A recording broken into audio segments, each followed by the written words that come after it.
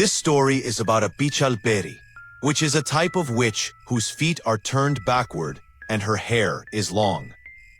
Her soul resides in her hair, and she can change her form. Rai, after many years, was on his way from the city to his village to meet his parents.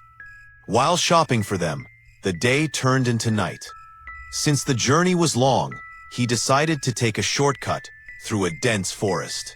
There was a road known for the shadow of a pichalperi, and it was said that no one who went there ever returned.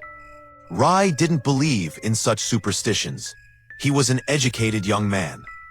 It was night, and he was driving along the deserted road in the forest, humming to himself when he saw a beautiful girl in a sari, walking with her long hair flowing.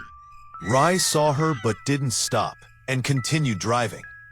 But after a short distance, he saw that the same girl was sitting by the side of the road, her head down, crying. Rai thought he had seen her before and wondered why she was upset. He decided to help her. Rai stopped the car and got out.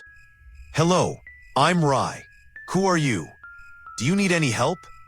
The girl looked at him. She was stunningly beautiful, with delicate features and mesmerizing eyes.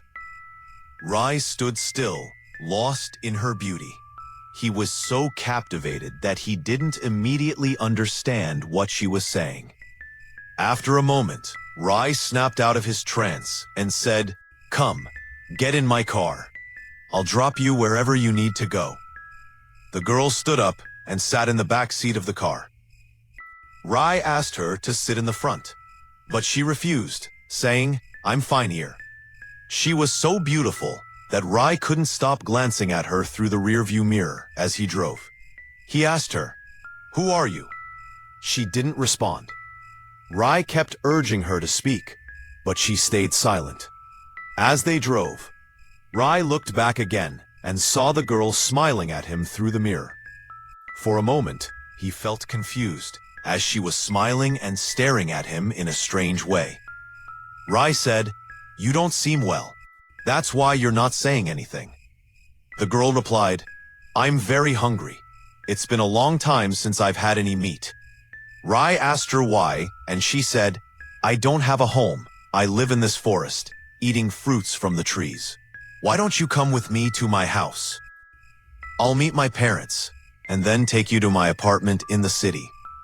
The girl was happy, and Rai felt a strange attraction toward her. He had never felt this way before. Soon, they arrived at Rai's house. He got out of the car and said, "I'm going to introduce you to my parents." But the girl started crying and said, "No, I don't want to meet anyone. I just want to be with you. Don't tell anyone I'm here." Rai felt strange, but agreed, saying, "You can wait in the car. I will spend the night here with my parents, and tomorrow we'll go back." The next morning, Rai went to the car, but the girl was nowhere to be seen. He thought maybe she was tired and had moved elsewhere. When he got into the car, he saw the girl was already sitting there. He was confused and asked, "Where did you go?" She simply replied, "I was here the whole time." Rai found it odd, but didn't say anything further. As they continued their journey, Rai asked, "Why didn't you meet my parents? They would have been happy to meet you." The girl replied, "No, they wouldn't have been happy. They would have taken you away from me." Rai was shocked and asked, "What do you mean?" She explained, "Because they would recognize me. I used to live in that village. On the day I was born, my mother died. A few years later, my father had an accident and passed away. I was raised by my aunt, but she died too. The villagers started calling me cursed because anyone I got close to would die. One night, while I was sleeping, the villagers set my house on fire. I burned alive in that fire." Rai stopped the car immediately, terrified.